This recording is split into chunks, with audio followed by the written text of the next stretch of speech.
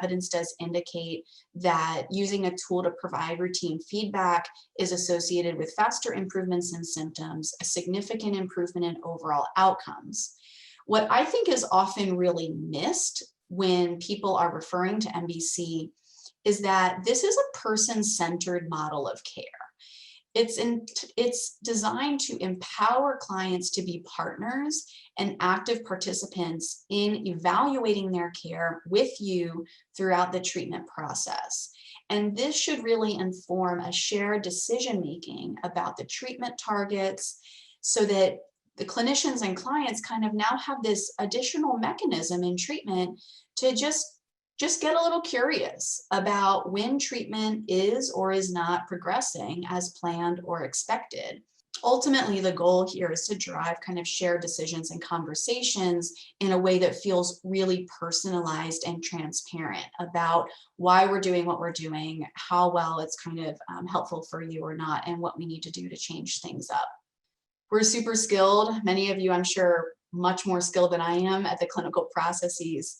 But we're all humans and we want things to be good, and there's actually a lot of evidence that shows that our perspectives of clients' progress may be more positive than what the clients themselves report experiencing. And in fact, we may overestimate the effectiveness of treatment, or we may not be able to fully recognize some potential gaps or stagnation in care. And so MBC really complements, it does not replace, it has to be complementary to clinical judgment to help us improve our accuracy and, kind of just use that data-driven signal as something that will inform our process.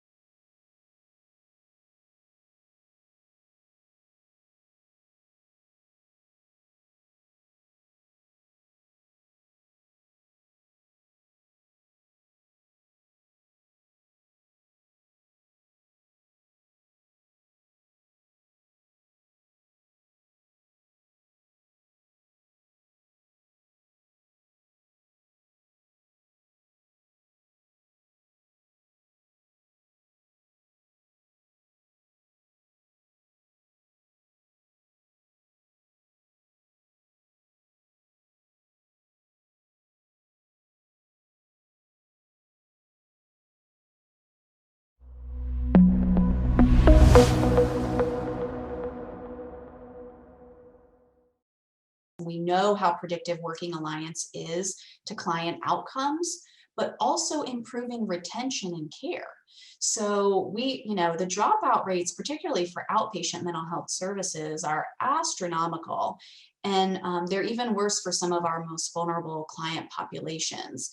So this is really a great way to optimize retention and engagement outcomes. Clients also report a greater sense of involvement in therapy. There was a great study actually done with some adult inpatients with pretty significant mental health concerns.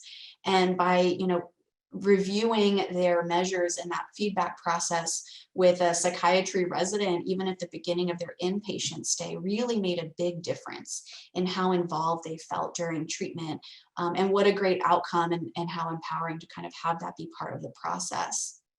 And then there's also a number of studies showing that clients are likely to be more attuned to and knowledgeable of their own symptoms, which is just really great for being able to express those to you, but also for mental health literacy, which we know is a big predictor of folks being able to stay in treatment.